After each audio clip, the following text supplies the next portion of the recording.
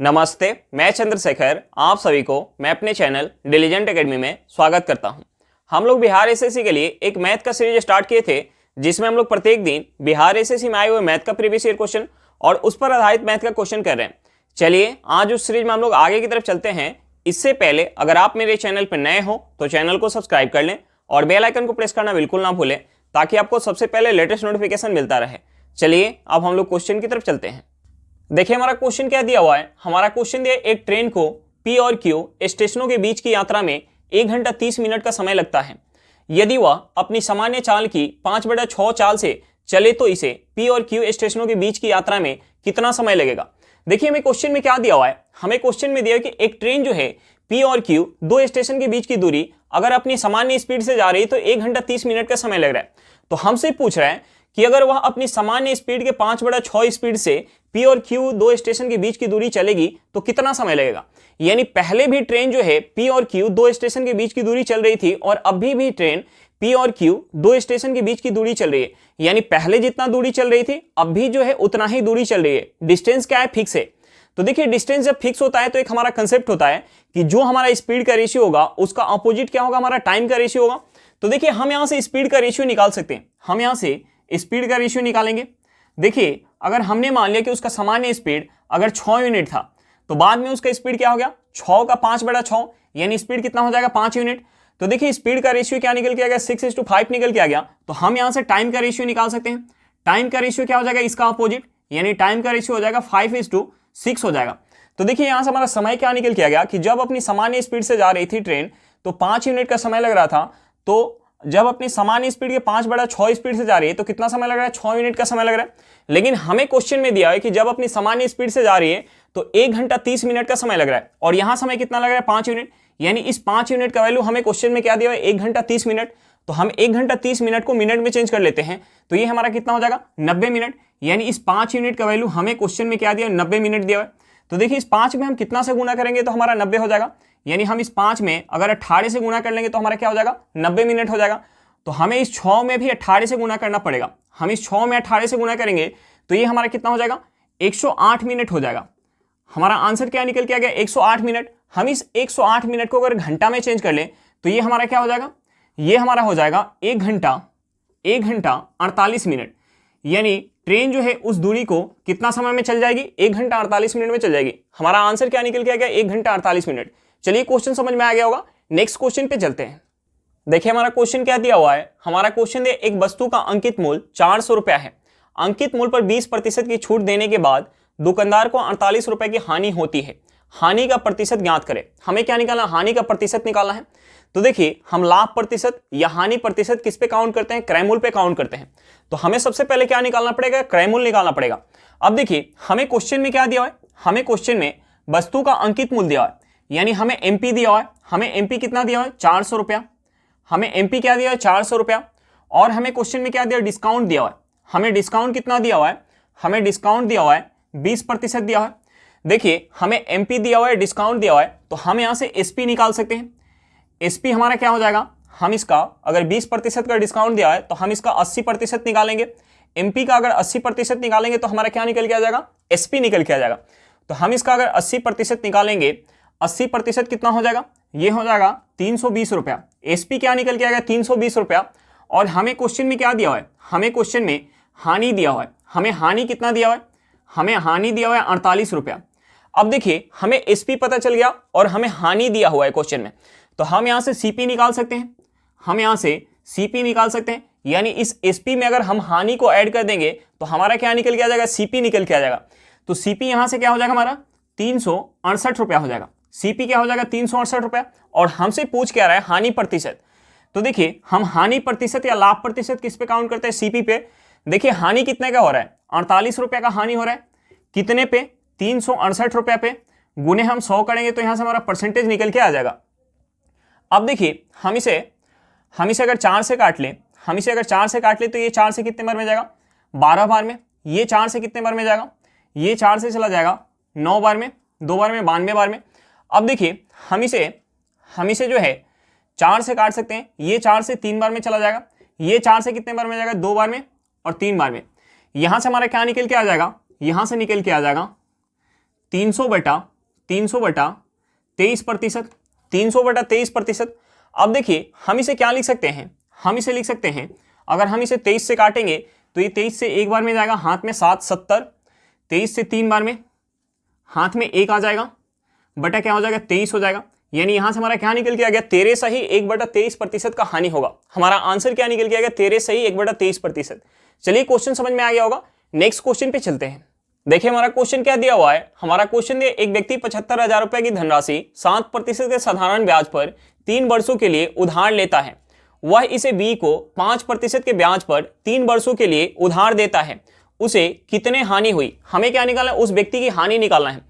देखिए हमें क्वेश्चन में दिया कि व्यक्ति जो है 75,000 रुपया उधार लेके आ रहा है, 75,000 रुपया उधार लेके आ रहा है, और रेट ऑफ इंटरेस्ट हमें क्वेश्चन में क्या दिया हुआ है, रेट ऑफ इंटरेस्ट दिया हुआ है 7%, और हमें समय क्या दिया हुआ है, समय दिया हुआ है 3 वर्ष। तो देखिए व्यक्ति जो है 75,000 रुपया 7% के दर पे 3 वर्ष के लिए उधार लेके आ रहा है, तो उसे जो है ब्याज के रूप में कितना वापस करना पड़ता, एसआई के रूप में कितना वापस करना पड़ता, 21% वापस करना पड़ता। अब देखिए वह व्यक्ति क्या कर रहा है, इस 75,000 रुपया को बी को उधार दे रहा है, और बी को जो है रेट ऑफ इंटरेस्ट क्या दे रहा है, 5% के दर पे उधार दे रहा है, और समय हमें क्वेश्चन में क्या दिया है, 3 वर्ष के लिए उधार दे रहा है। तो देखिए बी से जो है ब्याज के रूप में वह कितना प्राप्त करेगा, बी से जो है ब्याज के रूप में कितना प्राप्त करेगा, 15%। देखिए उस व्यक्ति को जो है ब्याज के रूप में 21% देना था, लेकिन वह राशि जो है बी को उधार दिया था, तो बी से जो है ब्याज के रूप में कितना प्राप्त कर रहा है, 15%। यानी उस व्यक्ति को जो है 6% और अपने तरफ से ब्याज देना पड़ेगा। यानी हानि कितने का हो गया, 6% का, हानि कितने का हो गया, 6% का। तो हम इस 75,000 का 6% निकालेंगे तो हमारा आंसर निकल के आ जाएगा। यहां से हमारा 2 जीरो से 2 जीरो कट जाएगा, हम गुना कर लेंगे, अगर हम इसमें गुना करेंगे तो ये कितना हो जाएगा, 0, 30 के 0 हाथ में 3, 42 3 क्या हो जाएगा 45। हमारा आंसर क्या निकल के आ गया, 4,500 रुपया। यानी उस व्यक्ति को कितने का हानि हो जाएगा, 4,500 रुपए का हानि हो जाएगा। चलिए क्वेश्चन समझ में आ गया होगा, नेक्स्ट क्वेश्चन पे चलते हैं। देखिए हमारा क्वेश्चन क्या दिया हुआ है, हमारा क्वेश्चन दिया ए बी से 3 गुना अधिक कुशल कर्मचारी है, और इसलिए वह एक काम को पूरा करने में 20 से 36 दिन कम का समय लेता है। एक साथ काम करते हुए वे दोनों उसी काम के 40% भाग को कितने दिन में कर पाएंगे। तो देखिए हमें क्वेश्चन में क्या दिया हुआ है, हमें क्वेश्चन में दिया कि ए जो है बी से 3 गुना अधिक कुशल कर्मचारी है, ए जो है बी से 3 गुना अधिक कुशल कर्मचारी है। तो हम यहां से ए और बी के इफिशियंसी का रेशियो निकाल सकते हैं, हम यहां से ए और बी के इफिशियंसी का रेशियो निकाल सकते हैं। देखिए अगर बी का इफिशियंसी 1 यूनिट होगा तो ए का इफिशियंसी कितना होगा, 3 यूनिट। अब देखिए इफिशियंसी का रेशियो हमें पता चल गया, तो हम यहां से टाइम का रेशियो निकाल सकते हैं। टाइम का रेशियो क्या हो जाएगा, इफिशियंसी का रेशियो का उल्टा हो जाएगा, यानी टाइम का रेशियो हो जाएगा 1:3 हो जाएगा। उस काम को करने में अगर ए को 1 यूनिट का समय लग रहा होगा तो बी को कितना समय लग रहा होगा, 3 यूनिट का समय लग रहा होगा। यानी ए को जो है बी से कितना कम समय लग रहा है, ए को बी से 2 यूनिट कम समय लग रहा है, लेकिन हमें क्वेश्चन में क्या दिया है कि 36 दिन कम समय लग रहा है। यानी इस 2 यूनिट का वैल्यू हमें क्वेश्चन में क्या दिया, 36 दिन दिया हुआ है। तो हम यहां से 1 यूनिट का वैल्यू निकाल सकते हैं। 1 यूनिट का वैल्यू क्या हो जाएगा, 18 दिन हो जाएगा, 18 दिन हो जाएगा 1 यूनिट का वैल्यू। अब देखिए हम किसी एक का समय निकाल के अगर उसके इफिशियंसी से गुना करेंगे तो हमारा टोटल वर्क निकल के आ जाएगा। अब देखिए ए जो है 3 यूनिट के इफिशियंसी के साथ उस काम को 1 यूनिट समय में कर रहा था, और 1 यूनिट का वैल्यू क्या निकल के आ गया, 18 दिन। यानी ए जो है उस काम को 18 दिन में कर रहा है, तो हम इस 18 में अगर ए के द्वारा लिए गए समय में ए की इफिशियंसी से गुना करेंगे तो हमारा टोटल वर्क निकल के आ जाएगा। टोटल वर्क कितना हो जाएगा, 18 गुने 3 यूनिट हो जाएगा। अब देखिए हमें जो है काम कितना करवाना है, अगर दोनों मिलके उस काम के 40% भाग को करेंगे तो कितना समय लगेगा, हमसे यही पूछा जा रहा है। तो हम इसका 40% निकाल लेंगे, हम 18 गुने 3 का हम 40% निकालेंगे, और इस काम को हमें किससे कराना है, दोनों से मिलके कराना है। यानी इस काम को अगर ए प्लस बी अगर दोनों मिलके काम करेंगे 18 गुने 3, हम इसे क्या लिख सकते हैं, हम इसे अगर 20 से काट ले तो ये 20 से 2 बार में जाएगा, और ये 20 से 5 बार में चला जाएगा। इस काम को हमें किससे कराना है, दोनों से मिलकर कराना है। ए जो है एक दिन में 3 यूनिट काम करेगा, और बी जो है एक दिन में 1 यूनिट, यानी दोनों मिलकर एक दिन में कितना काम करेंगे, 4 यूनिट काम करेंगे। अब देखिए हम इस 2 से 4 को काटेंगे, 2 बार में जाएगा। इस 2 से हम 18 को काटेंगे, ये 9 बार में जाएगा। यहां से हमारा क्या हो जाएगा, यहां से हमारा हो जाएगा 27/5 दिन, 27/5 दिन। हम इसे क्या लिख सकते हैं, हम इसे लिख सकते हैं 5 से ही 2/5 दिन लिख सकते हैं। हमारा आंसर क्या निकल के आ गया? 5 सही 2/5 दिन। चलिए क्वेश्चन समझ में आ गया होगा, नेक्स्ट क्वेश्चन पे चलते हैं। देखिए हमारा क्वेश्चन क्या दिया हुआ है। हमारा क्वेश्चन है एक आयत की लंबाई एक वृत्त की त्रिज्या की 3/5 है। वृत्त की त्रिज्या उस वर्ग की भुजा के बराबर है जिसका क्षेत्रफल 6400 मीटर स्क्वायर है। यदि आयत की चौड़ाई 15 मीटर है तो आयत का परिमाप ज्ञात कीजिए। हमें क्या निकालना है? आयत का परिमाप निकालना है। देखिए आयत के परिमाप का फॉर्मूला क्या होता है? 2 × L + B। आयत का परिमाप का फॉर्मूला क्या होता है? 2 × L + B। अब देखिए हमें क्वेश्चन में आयत की चौड़ाई दिया हुआ है, तो हमें परिमाप निकालने के लिए सबसे पहले आयत की लंबाई निकालना पड़ेगा। अब देखिए हम आयत की लंबाई कैसे निकाल सकते हैं? हमें क्वेश्चन में दिया कि आयत की लंबाई एक वृत्त की त्रिज्या का 3/5 है। वृत्त की त्रिज्या उस वर्ग की भुजा के बराबर है जिसका क्षेत्रफल क्या है? 6400 मीटर स्क्वायर है। तो देखिए हम यहां से जो है क्या निकाल सकते हैं? हमें जो है वर्ग का क्षेत्रफल दिया हुआ है, तो वर्ग के क्षेत्रफल का फॉर्मूला क्या होता है? भुजा स्क्वायर। भुजा स्क्वायर हमें क्या दिया हुआ है? 6400 मीटर स्क्वायर दिया हुआ है। तो यहां से हमारा भुजा क्या हो जाएगा? भुजा हो जाएगा 80 मीटर हो जाएगा। अब देखिए जो वर्ग की भुजा है वो किसके बराबर है? वृत्त के त्रिज्या के बराबर। यानी वृत्त की त्रिज्या क्या हो जाएगी? वृत्त की त्रिज्या भी हो जाएगी 80 मीटर हो जाएगी। अब देखिए हमें क्वेश्चन में दिया कि आयत की लंबाई एक वृत्त की त्रिज्या का 3/5 है। यानी हम यहां से अगर त्रिज्या पता चल गया तो हम यहां से लंबाई निकाल सकते हैं। लंबाई जो है त्रिज्या का क्या है? 3/5 है और त्रिज्या हमारा क्या निकल गया? 80 मीटर। यानी हम इस 80 का 3/5 निकालेंगे तो हमारा क्या निकल के आ जाएगा? लंबाई निकल के आ जाएगा। तो यहां से हमारा लंबाई क्या हो जाएगा? हम इसे अगर काटेंगे तो ये 16 बार में जाएगा। 16 में 3 से गुना करेंगे, ये क्या हो जाएगा हमारा? 48। यानी हमारा लंबाई निकल के आ गया 48 मीटर निकल के आ गया। तो हम परिमाप निकाल सकते हैं। हमारा परिमाप क्या हो जाएगा? 2 × लंबाई क्या निकल के आया? 48 मीटर और हमें चौड़ाई क्या दिया? 15 मीटर। तो देखिए हम 48 में अगर 15 ऐड करेंगे तो ये हमारा क्या हो जाएगा? ये हो जाएगा 58 5 क्या हो जाएगा? 63। 63 में अगर हम 2 से गुणा करेंगे तो ये हमारा क्या हो जाएगा? 126 हो जाएगा। हमारा आंसर क्या निकल के आ गया? 126 मीटर। आयत का परिमाप क्या निकल के आ गया? 126 मीटर निकल के आ गया। चलिए क्वेश्चन समझ में आ गया होगा, नेक्स्ट क्वेश्चन पे चलते हैं। देखिए एक हमारा बोर्ड मास के ऊपर आधारित सिंप्लीफिकेशन दिया हुआ है। हम इस सिंप्लीफिकेशन को सॉल्व करते हैं। देखिए बोर्ड मास में हम सबसे पहले ब्रैकेट के अंदर का काम करते हैं, उसके बाद हम ऑफ का काम करते हैं, फिर हम डिवाइड का काम करते हैं। तो हम सबसे पहले यहाँ ब्रैकेट के अंदर का काम करेंगे। यहाँ हमें क्या दिया? 5 सही 1/4। तो हम इसे क्या लिख सकते हैं? हम इसे लिख सकते हैं 21/4 प्लस यहाँ हमें क्या दिया? 1/4 भागे 1/4 का हमें क्या दिया? 1/8 माइनस 9/4 प्लस यहाँ हमें क्या दिया हुआ है? यहाँ दिया हुआ है 1 सही 1/3। तो हम इसे क्या लिख सकते हैं? हम इसे लिख सकते हैं 4/3। हम इसे क्या लिख सकते हैं? 4/3 भागे यहाँ हमें क्या दिया हुआ है? 1 सही 1/4। तो हम इसे क्या लिख सकते हैं? 5/4 लिख सकते हैं का हम यहाँ ब्रैकेट में यहाँ हमें क्या दिया हुआ है? यहाँ हमें दिया है 2 सही 3/5। तो हम इसे क्या लिख सकते हैं? हम इसे लिख सकते हैं 13/5 लिख सकते हैं माइनस यहाँ हमें क्या दिया? 2 सही 1/3 दिया हुआ है। तो हम इसे क्या लिख सकते हैं? हम इसे लिख सकते हैं 7/3 लिख सकते हैं। अब देखिए हम सबसे पहले यहाँ ब्रैकेट के अंदर का काम करेंगे। सबसे पहले ब्रैकेट के अंदर का काम करते हैं, उसके बाद हम ऑफ का काम करते हैं। तो यहां से हम इसे लिख सकते हैं 21/4 प्लस 1/4 भागे हम यहाँ ऑफ का काम करेंगे तो यहाँ हमारा क्या हो जाएगा? 1/32 हो जाएगा माइनस 9/4 प्लस 4/3 भागे 5/4 का हम इसमें से अगर माइनस करेंगे तो ये हमारा क्या हो जाएगा? 13 39 7 5 35। 39 में से 35 माइनस करेंगे क्या हो जाएगा? 4। ये हो जाएगा हमारा 4/15 हो जाएगा। यहाँ से हमारा 4 से 4 कट जाएगा। हम इस 5 से अगर 15 को काटेंगे तो ये 3 बार में जाएगा। यहाँ से हमारा हो जाएगा, ये हमारा हो जाएगा 21/4 प्लस 1/4 गुने ये हो जाएगा 32/1 माइनस भाग में है तो हम गुना में करेंगे तो ये हमारा चेंज हो जाएगा, ऊपर से नीचे चला जाएगा। ये हमारा हो जाएगा 9/4 प्लस 4/3 गुने ये हमारा क्या है? भाग में है 1/3 तो गुना में करेंगे तो क्या हो जाएगा? 3/1 हो जाएगा। यहाँ से हमारा 3 से 3 कट जाएगा। यहाँ जो है हम 4 से अगर 32 को काटेंगे तो ये 8 बार में जाएगा। अब देखिए हम 21/4 में से अगर 9/4 माइनस कर ले तो ये हमारा क्या हो जाएगा? 21/4 में से अगर 9/4 माइनस करेंगे तो ये हमारा क्या हो जाएगा? ये हो जाएगा 12/4 हो जाएगा। 12/4 प्लस का यहाँ क्या बच गया हमारा 8 बच गया, और यहाँ क्या बच गया हमारा प्लस का 4 बच गया। अब देखिए हम इसे अगर काटेंगे तो ये 4 से कितने बार में जाएगा, 3 बार में।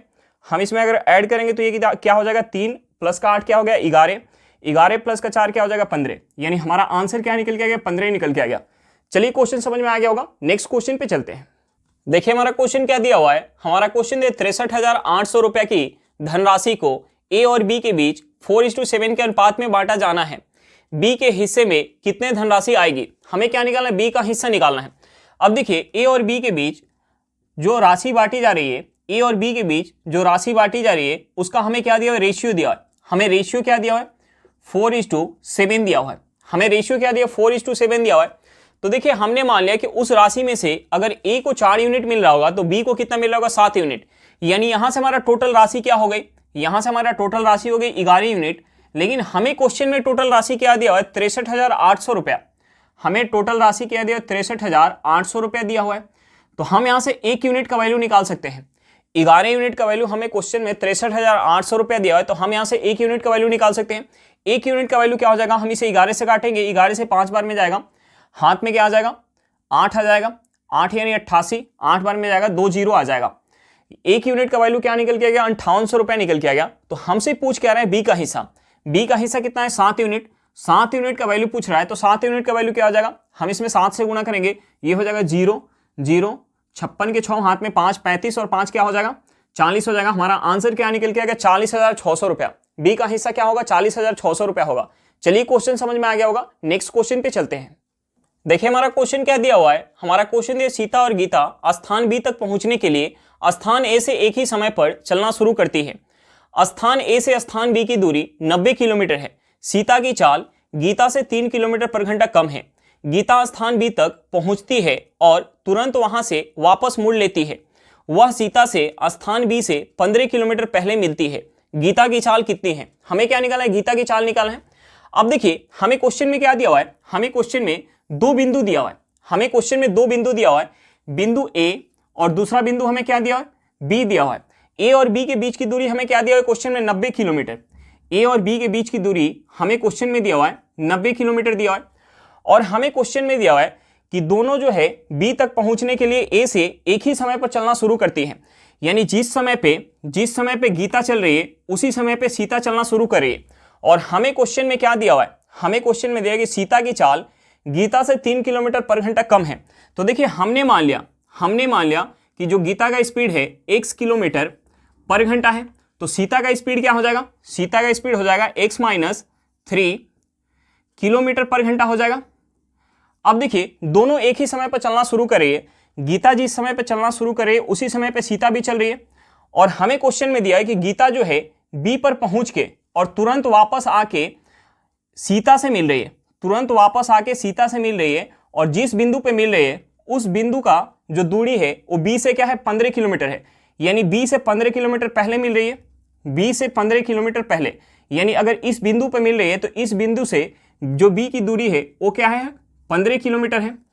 अब देखिए दोनों जो है एक ही समय पे चलना शुरू करिए। यानी जितना समय में गीता जो है इस बिंदु पे पहुंची होगी उतना ही समय में सीता भी इस बिंदु पे पहुंची होगी। यानी समय क्या है हमारा सेम है। देखिए समय हमारा सेम है तो एक हमारा कंसेप्ट होता है कि जो हमारा स्पीड का रेशियो होगा वही हमारा क्या होगा, डिस्टेंस का रेशियो होगा। तो देखिए हम यहां से स्पीड का रेशियो निकाल सकते हैं। गीता का स्पीड क्या है, x किलोमीटर पर घंटा, और सीता का स्पीड क्या है, x - 3 किलोमीटर पर घंटा। अब देखिए जितना समय में गीता जो है इस बिंदु पे पहुंच रही है उतना ही समय में सीता इस बिंदु पे पहुंच रही है। अब देखिए इस बिंदु का जो दूरी है वो बी से कितना है, 15 किलोमीटर कम है। यानी 15 किलोमीटर है। और ये पूरा जो है ए और बी के बीच की दूरी हमें क्या दिया, 90 किलोमीटर। यानी यहां से लेके मिलने वाले स्थान की जो दूरी होगी वो क्या होगी, 90 - 15 किलोमीटर। यानी सीता कितना दूरी चल रही है, सीता कितना दूरी चल रही है, सीता जो है 90 - 15 किलोमीटर दूरी चल रही है। सीता का स्पीड क्या है, 3 - x किलोमीटर पर घंटा। और सीता दूरी कितना चल रही है, 90 - 15 किलोमीटर। और गीता दूरी कितना चल रही है, गीता जो है 90 प्लस का 15 किलोमीटर दूरी चल रही है। अब देखिए हम इस इक्वेशन से x का वैल्यू निकाल सकते हैं। और हमसे पूछ क्या रहे हैं, गीता का स्पीड, और हमने गीता का स्पीड क्या मान के रखा है, x किलोमीटर पर घंटा। यानी हम इस इक्वेशन से x का वैल्यू निकाल सकते हैं। हम यहाँ से इसे लिख सकते हैं x बटा x माइनस 3 इक्वल टू क्या हो जाएगा, हम इसे ऐड करेंगे तो ये हमारा क्या हो जाएगा 105 बटा हमारा क्या हो जाएगा, ये हमारा हो जाएगा 75 हो जाएगा। हम इसे अगर काटेंगे तो ये 15 से कितने बार में जाएगा, 15 से 7 बार में, ये 15 से 5 बार में जाएगा। हम यहाँ से क्रॉस गुना कर लेंगे, क्रॉस गुना करेंगे तो ये हमारा क्या हो जाएगा, ये हमारा हो जाएगा 7x माइनस 21 इक्वल टू क्या हो जाएगा हमारा, ये हो जाएगा 5x हो जाएगा। अब देखिए हम यहाँ से इसे लिख सकते हैं, अगर 5x को इस साइड लेके आ जाए तो 7x में से 5x माइनस करेंगे, ये क्या हो जाएगा 2x हो जाएगा, और इस माइनस 21 को उस साइड लेके जाएंगे तो हमारा क्या हो जाएगा प्लस का 21 हो जाएगा। देखिए यहाँ से हमारा 2x इक्वल टू क्या निकल के आ गया, 21 निकल के आ गया। तो यहाँ से हमारा x क्या निकल के आ जाएगा, x निकल के आ जाएगा 10.5 किलोमीटर पर घंटा। x इक्वल टू हमारा क्या निकल के आ गया 10.5 किलोमीटर पर घंटा, और x हमने क्या मान के रखा था, गीता का स्पीड, यानी गीता का स्पीड हमारा क्या निकल के आ गया 10.5 किलोमीटर पर घंटा निकल के आ गया। चलिए क्वेश्चन समझ में आ गया होगा, नेक्स्ट क्वेश्चन पे चलते हैं। देखिए हमारा क्वेश्चन क्या दिया हुआ है, हमारा क्वेश्चन दिया 10 क्रमबद्ध संख्याएं दी गई है, यदि बीच में दी गई दो संख्याओं का औसत 13.5 है तो पहली 6 संख्याओं का योग क्या है। हमें क्या निकालना है, पहली 6 संख्याओं का योग निकालना है। अब देखिए क्रमबद्ध का मतलब क्या होता है, लगातार। हमें जो है 10 जो है लगातार संख्या दी गई है, 10 हमें लगातार संख्या 1 2 3 4 5 6 7 8 9 10, हमें 10 जो है लगातार संख्या दी गई है। और हमें क्वेश्चन में क्या दिया है कि यदि बीच में दी गई दो संख्याओं का औसत, यानी बीच में हमारी दो संख्या कौन सी आएगी, 4 संख्या हम इस साइड से छोड़ेंगे और 4 संख्या इस साइड से, 4 संख्या हम इस साइड से छोड़ेंगे तो बीच में दो संख्या हमारी कौन आएगी, ये दो संख्या आएगी। इन दोनों संख्या का हमें औसत क्या दिया हुआ है, हमें औसत दिया है 13.5। औसत क्या होगा, बीचों बीच, यानी इन दोनों संख्या का बीचों बीच जो है वो हमें क्या दिया है 13.5 दिया है। और दो संख्याओं के बीच का अंतर क्या होता है, ये जो हमारी 10 संख्या है वो क्या है, लगातार है। तो लगातार दो संख्या के बीच का अंतर क्या होगा, 1 होगा।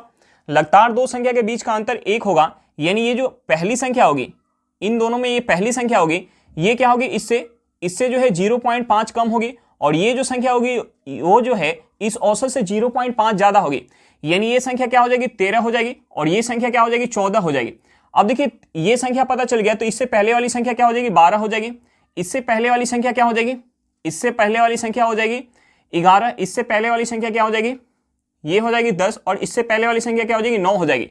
और हमसे पूछ क्या रहा है, हमसे पूछ रहा है पहले 6 संख्याओं का योग पूछ रहा है। हमसे क्या पूछ रहा है, पहले 6 संख्याओं का योग, यानी हम इसका अगर योग निकाल लेंगे, हम इसका योग निकाल लेंगे 9 10 11 12 13 और 14 का हम योग निकाल लेंगे तो हमारा आंसर निकल के आ जाएगा। तो हम यहां से योग निकालेंगे 9 + 10 + 11 + 12 + 13 प्लस क्या है 14। तो हम यहां से ऐड करेंगे तो ये हमारा क्या हो जाएगा, ये हो जाएगा 20 10 30 30 10 क्या हो जाएगा, 30 10 हो जाएगा 40 40 2 42 42 3 45 45 और 10 क्या हो जाएगा 55 और 55 और 10 क्या हो जाएगा 65 65 और 4 क्या हो जाएगा 69। हमारा आंसर क्या निकल के आ गया, 69 निकल के आ गया। पहली 6 संख्याओं का योग क्या निकल के आ गया, 69 निकल के आ गया। चलिए क्वेश्चन समझ में आ गया होगा, नेक्स्ट क्वेश्चन पे चलते हैं। देखिए हमारा क्वेश्चन क्या दिया हुआ है, हमारा क्वेश्चन यदि 315 किसी संख्या के 5/4 का 7/8 है तो उस संख्या का 5/9 क्या होगा। तो हमें सबसे पहले क्या निकालना पड़ेगा, संख्या निकालना पड़ेगा। तो देखिए हमने मान लिया कि जो हमारी संख्या है वो x है, हमने क्या मान लिया कि जो हमारी संख्या है वो x है। तो हमें क्वेश्चन में दिया हुआ है कि संख्या के, हमें क्वेश्चन में दिया हुआ है कि संख्या के 5/4 का 7/8 वो किसके बराबर, हमें क्वेश्चन में दिया 315 के बराबर दिया हुआ है, 315 के बराबर दिया हुआ है। तो हम इस इक्वेशन से x का वैल्यू यानी संख्या निकाल सकते हैं। अब देखिए हम इसे अगर 7 से काटेंगे तो ये 7 से कटेगा क्या, ये 7 से कट जाएगा, ये 7 से कितने बार में जाएगा, ये 7 से 4 बार में जाएगा, हाथ में क्या आ जाएगा 3 आ जाएगा, 35 5 बार में जाएगा। हम इसे अगर 5 से काट लेंगे तो ये 5 से कितने बार में जाएगा, 9 बार में जाएगा।